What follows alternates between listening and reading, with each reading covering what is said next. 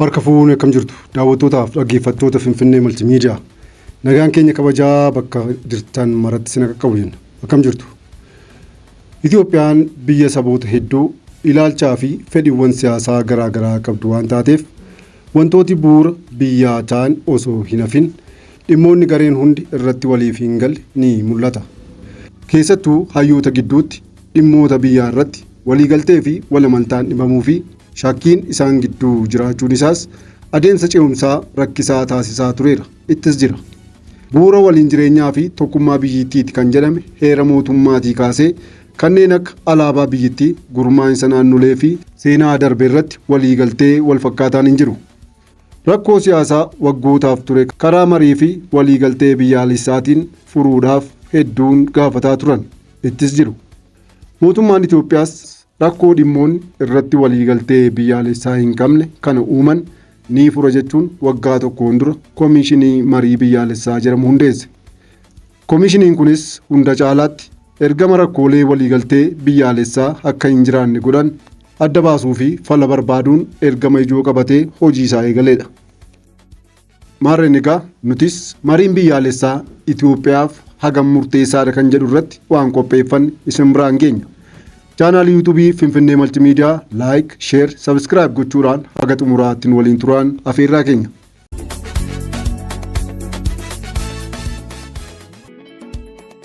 Rakkoon Itoophiyaa sirnoota darban irraa dhiibamee kan dhufe akka ta'e ni himama. Waggaa 50 dura Itoophiyaan biyya saba tokkoo, aadaa tokkoo, afaan tokkooti jedhamee lallabamaa ture.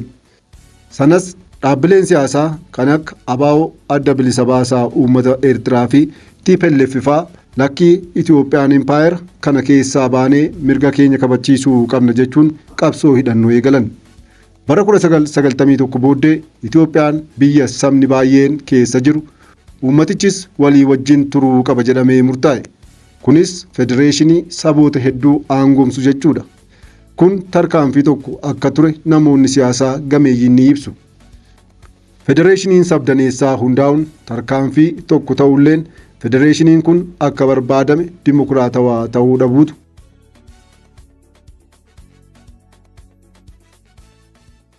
rakkoo ammaan kana biyyittii mudate kanaaf ka'umsa kanneen jedhanillee hedduudha.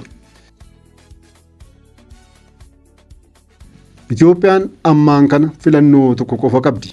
Innis federeeshinii sabdaneessaa kana dimokiraatessuudha jechuun obbo Leencoon yeroo garaagaraatti ni dubbatu. Yoo kun ta'uu baate sirnuma biyyaatu jiga sodaa jedhuun qabaa jedhu namni siyaasaa umurii isaanii waggaa 50 ta'u siyaasa Itoophiyaa keessatti kan dabarsanii fi koomishinii marii biyyaalessaatiif hundaa'e kana keessatti yeroo ammaa koree gorsitootaa keessaa tokko kan ta'an obbo Leencoo Lataa. Sirni yeroo jigu ammoo biyya ollaa Itoophiyaa taate Soomaaliyaan haala akkamii keessa akka jirtu hubachuun hin ulfaatu.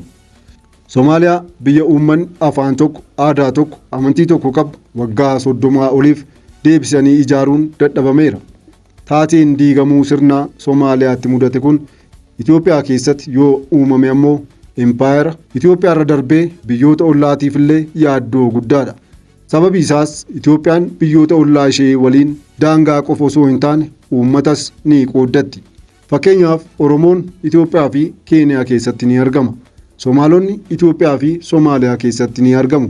Afaaronni Itoophiyaa, Jibuutii fi Eertiraa keessattis ni argamu. Gama Sudaan kaabaa fi kibbaatiinis uummanni Itoophiyaa keessa jiraatan gamasis ni jiraatu.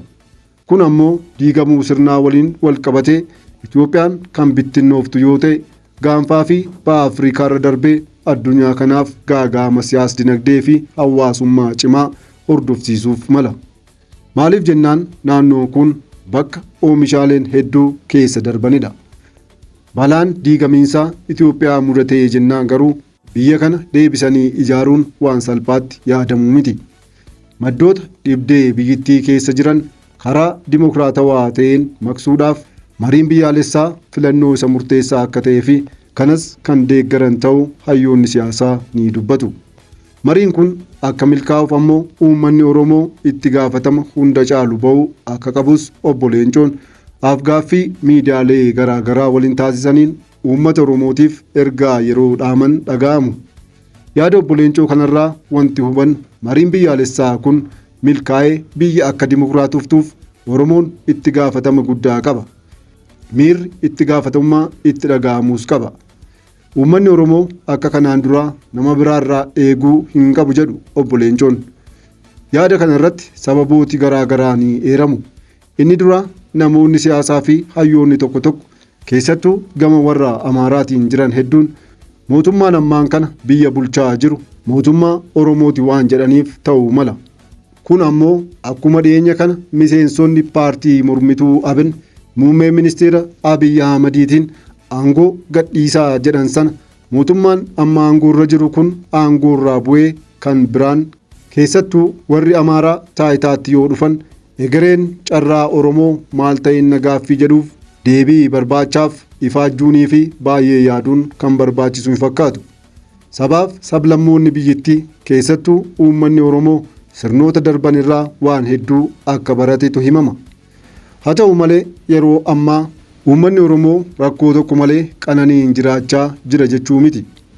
Inumaayyuu rakkoon siyaasaa Oromiyaa keessa jiru ajjeechaa, saamicha, buqqaatii fi qaala'insa jireenyaa guddaa uummatarraan qaqqabsiisaa jira. Gochawwan kanaaf mootummaan waraana bilisummaa Oromootti quba qaba. Waraanni bilisummaa Oromoo ammoo gochawwan mootummaan ittiin isa himatu kana kan hin raawwanne ta'uusaa irra deddeebiin ibsa. Kunis ta'e sun humnoota mootummaa fi waraana bilisummaa Oromootiin alatti gareen finxaaleyyii Amaaraa daangaa Oromiyaatti ce'uudhaan godinootaa fi aanaalee Oromiyaa garaa garaa daangaa naannoo Amaaraatti dhiyoo ta'an keessatti akkasumas uummata Oromoo kamisee naannoo Amaaraa keessa jiraatan irratti ajjeechaa jumlaa fi gochawwan suukanneessoo irra deddeebiin kan raawwatu ta'uun isaa ni himama. Sababi inni biraan mariin biyyaalessaa kun milkaa'ee biyyi akka dimokiraatoftuuf Oromoon itti gaafatama guddaa qaba jedhamuuf ammoo Oromiyaan naannoo Tigraay irraa kan hafe naannolee biyyattii keessa jiran mara waliin waan wal daangessituu fi naannolee kamiitiin olitti naannoo sablammoonni hedduu keessa jiraatan waan taateef diigamuun sirnaa eenyuun olitti uummata Oromootiif balaa guddaa qabaachuu danda'a kan jedhu ta'uu mala. Egaan dhaggeeffattootaaf daawwattoota keenya kabajamoo taatan marii biyyaalessaa amma itti adeemamaa jiru kana Oromoon qophaa'ee afaan tokkicha dhaqee haasa'uu qaba jedhamu kanarratti qabxiiwwan armaan olitti akka sababaatti dhiyaatan akka fakkeenyaatti eeraman malee isaaniitiin alattis sababoonni biroon illee jiraachuu danda'u. Gabaabumatti Oromoon yoo wal hubatee adeeme malee mariin kun hin milkaa'u.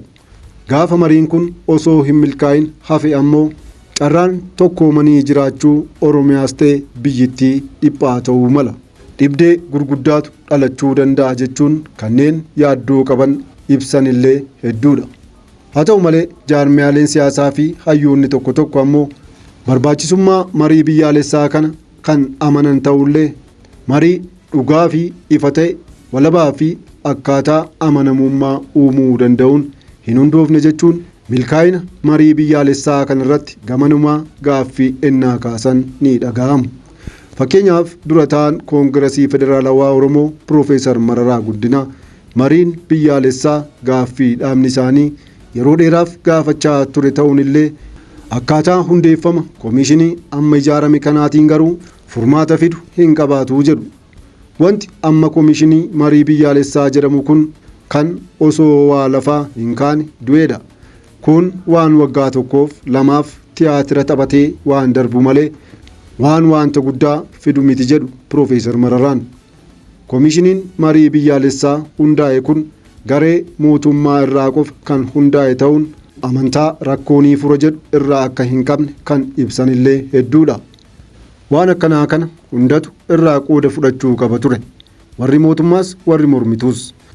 Jaarsummaan garee lamaanuu irraa malee jaarsoliin kan filataman garee tokko qofaarraa miti. Mootummaan yeroo kana darbuuf waan hundeeffatedha kanneen jedhan illee ni jiru. Sabab isaas nama tokkotu fedhii ofii galmaan ga'uuf kan hundeeffate ta'uutu himama.